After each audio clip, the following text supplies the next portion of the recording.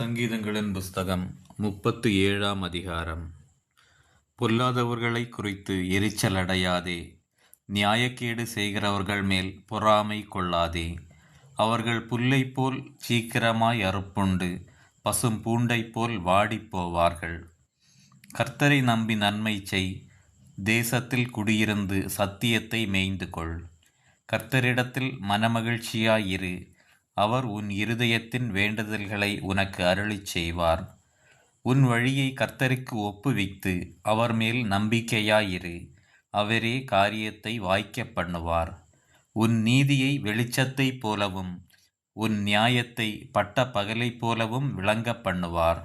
கர்த்தரை நோக்கி அமர்ந்து அவருக்கு காத்திரு. காரிய சித்தியுள்ளவன் மேலும் தீவினைகளைச் செய்கிற மனுஷன் மேலும் எரிச்சலாகாதே. கோபத்தை நெகிழ்ந்து உக்கிரத்தை விட்டுவிடு. பொல்லாப்பு செய்ய ஏதுவான எரிச்சல் உனக்கு வேண்டாம். பொல்லாதவர்கள் அறுப்புண்டு போவார்கள், கர்த்தருக்கு காத்திருக்கிறவர்களோ பூமியை சுதந்தரித்துக் கொள்வார்கள்.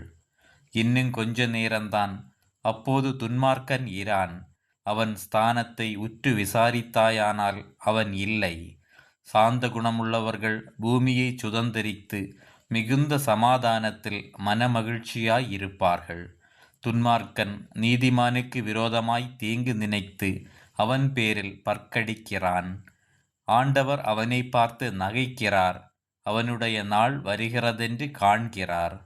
சிறுமையும் எளிமையுமானவனை மடிவிக்கவும் செம்மை மார்க்கத்தாரை விழப்பண்ணவும் துன்மார்க்கர் பட்டயத்தை உருவி தங்கள் வில்லை நாணேற்றுகிறார்கள். ஆனாலும் அவர்கள் பட்டயம் அவர்களுடைய இருதயத்திற்குள் உருவிப்போம், அவர்கள் வில்லுகள் முறியும். அநேக துன்மார்க்கருக்குள்ள செல்வ திரட்சியை பார்க்கிலும் நீதிமானுக்குள்ள கொஞ்சமே நல்லது. துன்மார்க்கருடைய புயங்கள் முறியும், நீதிமான்களையோ கர்த்தர் தாங்குகிறார். உத்தமர்களின் நாட்களை கர்த்தர் அறிந்திருக்கிறார், அவர்கள் சுதந்திரம் என்றென்றைக்கும் இருக்கும். அவர்கள் ஆபத்து காலத்திலே வெட்கப்பட்டு போகாதிருந்து பஞ்ச காலத்திலே திருப்தி அடைவார்கள். துன்மார்க்கரோ அழிந்து போவார்கள். கர்த்தருடைய சத்துருக்கள் ஆட்டுக்குட்டிகளின் நிணத்தைப் போல் புகைந்து போவார்கள். அவர்கள் புகையாய் புகைந்து போவார்கள். துன்மார்க்கன் கடன் வாங்கி செலுத்தாமற் போகிறான், நீதிமானோ இறங்கி கொடுக்கிறான். அவரால் ஆசீர்வதிக்கப்பட்டவர்கள் பூமியை சுதந்தரித்து கொள்ளுவார்கள், அவரால் சபிக்கப்பட்டவர்களோ அறுப்புண்டு போவார்கள். நல்ல மனுஷனுடைய நடைகள் கர்த்தரால் உறுதிப்படும், அவனுடைய வழியின் மேல் அவர் பிரியமாயிருக்கிறார். அவன் விழுந்தாலும் தள்ளுண்டு போவதில்லை, கர்த்தர் தமது கையினால் அவனை தாங்குகிறார். நான் இளைஞனாயிருந்தேன், முதிர் வயதுள்ளவனுமானேன். ஆனாலும் நீதிமான் கைவிடப்பட்டதையும் அவன் சந்ததி அப்பத்துக்கு இறந்து திரிகிறதையும் நான் காணவில்லை. அவன் நித்தம் இறங்கி கடன் கொடுக்கிறான், அவன் சந்ததி ஆசீர்வதிக்கப்படும்.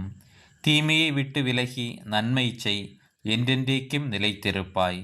கர்த்தர் நியாயத்தை விரும்புகிறவர், அவர் தமது பரிசுத்தவான்களை கைவிடுவதில்லை. அவர்கள் என்றைக்கும் காக்கப்படுவார்கள், துன்மார்க்கருடைய சந்ததியோ அறுப்புண்டு போம்.